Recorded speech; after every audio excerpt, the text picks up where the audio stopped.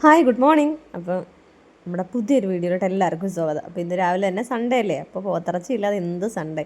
അപ്പോൾ നമ്മൾ രാവിലെ തന്നെ പോത്തിറച്ചിയിലാണ് എൻ്റെ ഡേ തുടങ്ങുന്നത്. കാരണം ചേട്ടൻ ഇന്ന് വർക്കുണ്ട്, അപ്പോൾ ചേട്ടൻ രാവിലെ തന്നെ പോയിട്ടുണ്ട്. അപ്പോൾ പിള്ളേരെന്ന് പറഞ്ഞാൽ ഇന്ന് സൺഡേ ആയതുകൊണ്ട് അവരങ്ങനെ എണീക്കത്തില്ല രാവിലെ നേരത്തെ ഒന്നും.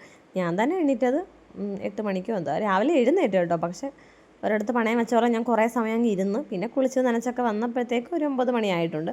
അപ്പോൾ ഞാൻ ആദ്യം തന്നെ കഞ്ഞിക്കുള്ള വെള്ളമൊക്കെ അടപ്പ് വെച്ചിട്ട് അരിയൊക്കെ ഇട്ടിട്ടുണ്ട്. പിന്നെ ഞാൻ പോത്തിറച്ചിയുടെ പരിപാടിക്ക് അങ്ങ് നിൽക്കുകയാണ് കേട്ടോ. അരി അരച്ച് വെച്ച്, പക്ഷേ അതിനെന്തോ എനിക്ക് പണി കിട്ടി. കാരണം ഞാൻ ഈസ്റ്റ് ഇടാൻ മറന്നു പോയതാണോ, ചോറരയ്ക്കാൻ മറന്നു പോയത് എന്തോ, ഞാനൊന്ന് ഏതോ സംഭവം പാളിയിട്ടുണ്ട്. അത് നല്ല മൈദ കുറുക്കി നമ്മളിങ്ങനെ ഒട്ടിക്കത്തില്ലേ, അതേ പരുവത്തിലാണ് ഇളക്കിയപ്പോൾ ഇരിക്കുന്നത്. പിന്നെ ഞാൻ കുറച്ച് ഈസ്റ്റ് ഇട്ട് കുറച്ച് ചൂടുവെള്ളമൊക്കെ ഒഴിച്ച് ഒന്നുകൂടെ കലക്കി വെച്ചിട്ടുണ്ട് കേട്ടോ. അപ്പോൾ അതിനും കുറച്ച് സെറ്റാവാൻ കുറച്ച് സമയം പിടിക്കുമല്ലോ. എന്തായാലും ഇവിടെ ഒരു 11 മണിയാകാതെ ഇവിടെ പിള്ളേർ എണ്ണിക്കത്തില്ല സൺഡേ ആകുമ്പോൾ. അപ്പം ഞാൻ വിചാരിച്ച് അങ്ങ് കറിയും കൂടെ അങ്ങ് ആക്കാം, അപ്പവും ചൂടാം. അപ്പം നമ്മുടെ പണികൾ ഏകദേശം കുക്കിംഗ് പരിപാടികൾ നടക്കുമല്ലോ, അത്രയും അങ്ങ് കഴിഞ്ഞ് കിട്ടുമല്ലോ.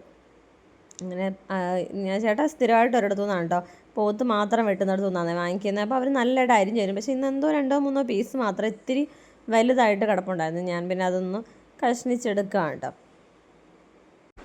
നമുക്കൊരു മൂട് ചീനി ഉണ്ട് കേട്ടോ. അതിനകത്ത് നിന്ന് ഒരു ചീനി എടുത്തിട്ട് നമുക്ക് വേവിക്കുകയും കൂടെ ചെയ്യണം. ഇതൊക്കെ ആയിട്ട് എല്ലാം വയറൊക്കെ നിറച്ച് ഉള്ളിലോട്ടുള്ള എനർജിയൊക്കെ കയറിയിട്ട് വേണം ഇനി ആ പരിപാടിക്കൊക്കെ പോകാൻ വേണ്ടി.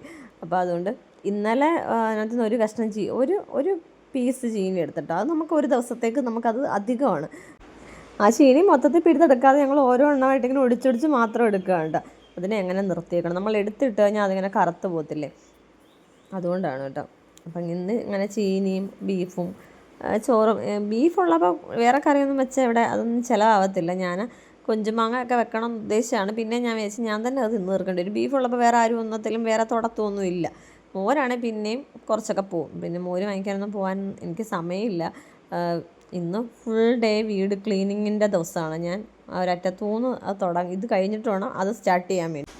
ഈ ബീഫ് കഴിയ ചോരവെള്ളം ഒന്നും കളയത്തില്ല കേട്ടോ. ഇതെല്ലാം നമ്മുടെ മുന്തിരിക്കും കറിവേപ്പിനുമാണ് ഞാൻ ഒഴിക്കുന്നത് കേട്ടോ. കറിവേപ്പിന് നല്ലതാണ്. നമ്മൾ ഈ ബ്ലഡ് മീനിൻ്റെ ഞാൻ ഒഴിക്കാറുണ്ട്, മീൻ വെട്ടുന്നതിൻ്റെ. അത് നല്ലതായിട്ട് കിളിക്കുന്നുണ്ട് കേട്ടോ. അങ്ങനെ ചോര ഒഴിച്ചപ്പോൾ തൊട്ട് മുന്തിരിക്ക ഒഴിക്കണമെന്ന് ചേട്ടാ ഇങ്ങനെ പറഞ്ഞതാണ്. അവർ പറഞ്ഞു കൊടുത്താണ് അന്നിങ്ങനെ തൈ നമ്മൾക്ക് തന്നപ്പോഴേ. പക്ഷേ ഇത് കറിവേപ്പിന് ഞാൻ പിന്നെ അല്ലാണ്ട് അങ്ങ് ഒഴിച്ചതാണ് കേട്ടോ. പക്ഷെ നന്നായിട്ട് കിളിക്കുന്നുണ്ട് ഇപ്പോൾ. നേരത്തെ ഇങ്ങനെ പൂത്തിരി പോലൊക്കെ നിൽക്കുമായിരുന്നു. ഇപ്പോൾ എത്തൊക്കെ പൊട്ടി നന്നായിട്ട് കിളിച്ച് വരുന്നുണ്ട്. എന്നും നമ്മൾ മസാല എല്ലാം കൂടെ വഴറ്റി അതിനകത്തോട്ട് ബീഫ് ഇട്ട് കൊടുത്ത് ഒരുമിച്ച് അങ്ങ് അടിച്ചങ്ങ് വേവിക്കുകയാണ് ഞാൻ ചെയ്യുന്നത്, വിസിലടിച്ച്. ഇന്ന് ഞാൻ നേരെ തിരിച്ചിട്ടാണ്. നമ്മൾ ഇച്ചിരി ലേറ്റ് ആയില്ലേ, അപ്പോൾ പെട്ടെന്ന് കാര്യങ്ങൾ പോട്ടെ എന്ന് വിചാരിച്ചിട്ട് ഞാൻ ബീഫ് കുക്കറിലോട്ട് ഇട്ട് കൊടുത്തിട്ട് അതിനകത്തോട്ട് കുറച്ച് കുരുമുളക് പൊടിയും ഉപ്പും കുറച്ച് മഞ്ഞൾപ്പൊടിയും കൂടി ഇട്ടിട്ട് ആദ്യം അത് വേവിക്കാൻ വിചാരിച്ച്. അതാകുമ്പോൾ അതങ്ങ് പെട്ടെന്ന് വേവില്ല. ആ സമയം കൊണ്ട് നമുക്ക് ഉള്ളിയൊക്കെ അരിഞ്ഞെടുത്ത് പാട്ടുകയും ചെയ്യാം. അത്രയും സമയം പോകത്തില്ലല്ലോ. പിന്നെ നമ്മളിത് മിക്സ് ചെയ്തിട്ട് നന്നായിട്ട് കുറച്ച് തിളപ്പിച്ചാൽ മതിയല്ലോ. അപ്പോഴത്തേക്ക് ആരെങ്കിലും പിള്ളേർ എണീറ്റ് വന്നാൽ അതോ വിശക്കണമെന്ന് പറഞ്ഞാലും സംഭവം ഇപ്പുറത്തങ്ങ് പെട്ടെന്ന് റെഡി ആക്കാം എന്നുള്ള ഒരു ഇതിലാണ് കേട്ടോ. അതുപോലെ എനിക്കും വിശപ്പൊക്കെ തുടങ്ങിയിട്ടുണ്ട് ചെറുതായിട്ട്. കുളിച്ച് കഴിഞ്ഞാൽ പിന്നെ വിശപ്പിൻ്റെ അസുഖമാണ്. കുളിച്ചില്ലേ പ്രശ്നമില്ല, കുളിച്ച് കഴിഞ്ഞാൽ എനിക്ക് വിശക്കും. ഇന്നലെ മീൻ വറക്കാൻ വേണ്ടിയിട്ട് കുരുമുളക് പൊടിച്ച് വെച്ചാണ് കേട്ടോ. അപ്പോൾ അതിൻ്റെ കുറച്ച് ബാക്കിയല്ല, കുറച്ച് ഏറെ ഞാൻ പൊടിച്ച് വെച്ചിട്ടുണ്ടായിരുന്നു. അപ്പോൾ ഞാൻ അതുപോലെ അങ്ങ് കുക്കറിലോട്ട് അങ്ങ് തട്ടി കൊടുക്കുകയാണ് കേട്ടോ. ആവശ്യത്തിന് ഉപ്പും ഇട്ടിട്ടുണ്ട്. നന്നായിട്ട് അങ്ങോട്ട് അങ്ങോട്ട് ഇടുക, കൈകൊണ്ട് അങ്ങോട്ട് തിരുമ്മി കൂട്ടിയെടുക്കുക. പക്ഷേ കുറച്ച് ഇഞ്ചിയും വെളുത്തുള്ളിയും കൂടെ ചതച്ചോട് ഇട്ട് കൊടുത്ത് നന്നായിട്ട് തിരുമ്മിയാൽ നല്ല ഫ്ലേവറാണ് കേട്ടോ.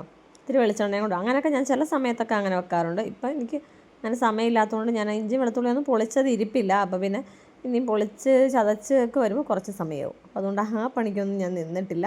കുറച്ച് മഞ്ഞൾപ്പൊടി മാത്രമേ ഇട്ട് കൊടുത്തിട്ടുള്ളൂ. കറിക്ക് ഇനി നമ്മൾ മസാല വാട്ടുമ്പോൾ അതിനകത്തിൽ വീണ്ടും മഞ്ഞൾപ്പൊടിയൊക്കെ ഇടുമല്ലോ. അപ്പോൾ ഇത് ജസ്റ്റ് ആ ബീഫ് വേവിക്കാൻ വേണ്ടി മാത്രമുള്ള മഞ്ഞൾപ്പൊടിയാണ് ഇട്ട് കൊടുത്തത്. പിന്നെ അങ്ങോട്ട് ഇളക്കൽ. പിന്നെ ഇത് അടി പിടിക്കാതിരിക്കാൻ വേണ്ടി ഒരു ഇച്ചിരി കൈവെള്ളം ഞാൻ തളിച്ച് കൊടുത്തിട്ടുണ്ട്. ബീഫിൽ നിന്ന് ആവശ്യത്തിന് വെള്ളമൊക്കെ ഇറങ്ങിക്കോളും. എങ്കിലും അതൊന്നും ഇറങ്ങി വരുന്നിടം വരെ നമ്മൾ ഇത് അടിയൊന്നും പിടിക്കേണ്ടെന്ന് വിചാരിച്ചിട്ട് ഒരു ഇത്തിരി വെള്ളം ഒഴിച്ച് നമ്മൾ നേരെ ഇനി വിസിലടിക്കുക. ഒരു 5-6 വിസിൽ ഞാൻ വറാന്ന് അടുപ്പിച്ചിട്ടുണ്ട്. എന്നിട്ട് നമ്മുടെ അപ്പം ചൂടാൻ വേണ്ടി നിൽക്കുക. അപ്പുറത്ത് ബീഫ് ഏകദേശം ആയിട്ടുണ്ട്, വിസിലെല്ലാം അടിച്ച് റെഡി ആയിട്ടുണ്ട്. ഞാൻ മാറ്റി വെക്കുകയാണ്. ഇപ്പം മറ്റേ സ്മോക്ക് ഇട്ട പോലെ ആയിട്ടുണ്ട് അടുക്കളയ്ക്കകത്ത്. മറ്റേ എഫക്റ്റ് ഇട്ട പോലെ അടിപൊളിയായിട്ട് വന്നിട്ടുണ്ട് കേട്ടോ. നമ്മുടെ മാസ്റ്റർ പീസ് പാത്രം ഉരുളി എടുത്ത് വെച്ചിട്ടുണ്ട്. അങ്ങനെ ഉരുളി പിടിച്ച് വെച്ചാലേ ഇവിടെ പിള്ളേർക്ക് അറിയാം കേട്ടോ എന്തോ സ്പെഷ്യൽ ഉണ്ടെന്ന്. ഉരുളി അടുപ്പിലിരിക്കുന്ന കാണുമ്പോഴേ ഇവിടെ ഓടി വരും അടുക്കളയിലോട്ട്. നമ്മൾ അപ്പത്തിനുള്ള പാത്രമൊക്കെ ചൂടാൻ വെച്ചിട്ടുണ്ട്. പക്ഷേ അപ്പത്തിന് മാവ് റെഡി ആയിട്ടുണ്ട്. ഞാൻ വിചാരിച്ചിരുന്നു അത് പാളിപ്പോയി. ഇന്നെൻ്റെ ആദ്യം ചുട്ട് ഇത് രണ്ടാമത് ആക്കുന്നതിന് മുമ്പ് ഞാൻ ഒരപ്പം ചുട്ട് നോക്കിയിട്ടുണ്ടായിരുന്നു കേട്ടോ. അത് അവിടെ ഇരിക്കുന്നത്, അത് സെറ്റായില്ല. അത് നല്ല കരിങ്കല്ല് പോലെ ഇരിപ്പുണ്ട്. എടുത്തെറിഞ്ഞിടം ചളുങ്ങും, അങ്ങനെ തപ്പമായിരുന്നു. പിന്നെ ഞാൻ കുറച്ച് വെള്ളമൊക്കെ ഒഴിച്ച് ഈസ്റ്റൊക്കെ ഇട്ട് അപ്പോൾ പിന്നെ കുറച്ച് നേരം അരമണിക്കൂർ കഴിഞ്ഞപ്പോൾ നന്നായിട്ട് അത് പൊന്തി വന്നിട്ടുണ്ട്. അപ്പോൾ പിന്നെ ഞാൻ അപ്പം ചുട്ടു കേട്ടോ. നല്ല സൂപ്പറായിട്ട് അടിപൊളിയായിട്ട് നല്ല പട്ടുടുപ്പ് പോലത്തെ വെള്ള പട്ടുടുപ്പ് പോലത്തെ അപ്പമായിട്ടുണ്ട് കേട്ടോ. മറ്റേ മാലാഖയുടെ ഡ്രസ്സ് പോലത്തെ അങ്ങനെ നല്ല അടിപൊളി. കുറച്ച് ഇന്നലെ പൊടിച്ച തേങ്ങ നല്ല കരിക്ക് പോലത്തെ തേങ്ങയായിരുന്നു കേട്ടോ, അതുകൊണ്ടാണെന്ന് തോന്നുന്നു. അങ്ങനെ അടിപൊളിയായിട്ട് നല്ല കളർഫുള്ളായിട്ട് വന്നിട്ടുണ്ട്. എനിക്ക് ഭയങ്കര ഇഷ്ടപ്പെട്ട, കാണാനും അടിപൊളിയായിരുന്നു, കഴിക്കാനും അടിപൊളിയായിരുന്നു കേട്ടോ. അപ്പോൾ നമുക്കിനി ഉള്ളി വാട്ടൽ പരിപാടിയാണ്. ചട്ടി ചൂടായി, ആവശ്യത്തിന് നമുക്കിനി എണ്ണയൊക്കെ ഒഴിച്ചു കൊടുക്കാം. പിന്നെ സ്ഥിരം മലയാളികളുടെ എല്ലാ വിഭവങ്ങളിലും ഇഞ്ചി, വെളുത്തുള്ളി, പച്ചമുളക്, സവാള വാട്ടുക, തക്കാളി. ചില തക്കാളി ഉണ്ട്, ചില തക്കാളി ഇല്ല. എങ്കിലും ഇത് റൊട്ടീൻ പോലെ അല്ലേ ഈ കുറേ സാധനങ്ങൾ, ആ സംഭവങ്ങളൊക്കെ തന്നെയാണ് ഇതിന്. അതുകൊണ്ട് ഞാൻ ഡീറ്റെയിൽ ആയിട്ട് അങ്ങനെ ബീഫ് കറി വെക്കുന്ന ഇതൊന്നും കാണിക്കുന്നില്ല. എല്ലാത്തിലും ഇതൊക്കെ തന്നെയാണ്. ഇഞ്ചി, വെളുത്തുള്ളി ഒരു ഓർഡർ പോലൊക്കെ ഇത് വാട്ടിയെടുക്കുക. പിന്നെ കുറച്ച് പൊടികൾ തട്ടി കൊടുക്കുക, അതും ചെറപറാന്ന് അങ്ങോട്ട് വാട്ടി കൊടുക്കുക. മുളക് പൊടി, മഞ്ഞൾപ്പൊടി, മല്ലിപ്പൊടി, ഗരം മസാല, ഇത് തന്നെയാണ് കേട്ടോ. പിന്നെ കുരുമുളക് ഞാൻ എക്സ്ട്രാ ഒന്നും ആഡ് ചെയ്തിട്ടില്ല കേട്ടോ. ആവശ്യത്തിന് തന്നെ ആദ്യം തന്നെ നല്ല ആവശ്യത്തിൽ കൂടുതൽ കുരുമുളക് ഇട്ടിട്ടുണ്ട്. അപ്പോൾ ഇനിയും കുരുമുളക് ഇട്ട് കഴിഞ്ഞാൽ റെഡി ആകത്തില്ല. അതുകൊണ്ട് നമ്മുടെ പൊടികളും ഉള്ളിയും ഇതെല്ലാം വാടി വന്നിട്ടുണ്ട്. നമുക്കിനി ബീഫ് വേവിച്ച് നന്നായിട്ട് അതിൻ്റെ ആ വിസിലൊക്കെ പോയിട്ട് ഇരിപ്പുണ്ട് കേട്ടോ. അപ്പോൾ നമുക്ക് ഇതിലോട്ട് തട്ടി കൊടുക്കാം. ഇനി നന്നായിട്ട് അങ്ങോട്ട് തിളപ്പിച്ചങ്ങോട്ട് എടുക്കുക, അത്രയേ ഉള്ളൂ. പിന്നെ ആവശ്യത്തിന് വെള്ളം വേണ്ടോ കൂട്ടുകയോ കുറയ്ക്കുകയോ വെറ്റിക്കുകയോ ഒക്കെ ചെയ്യുമ്പോൾ ഇപ്പോൾ ഇത്തിരി ഞാൻ ചാറോട് കൂടി എടുത്ത കേട്ടോ. രാവിലെ അപ്പം കഴിക്കണം, ഉച്ചയ്ക്ക് വൈകിട്ടൊക്കെ ഓടിക്കണ്ടേ, അതുകൊണ്ട്.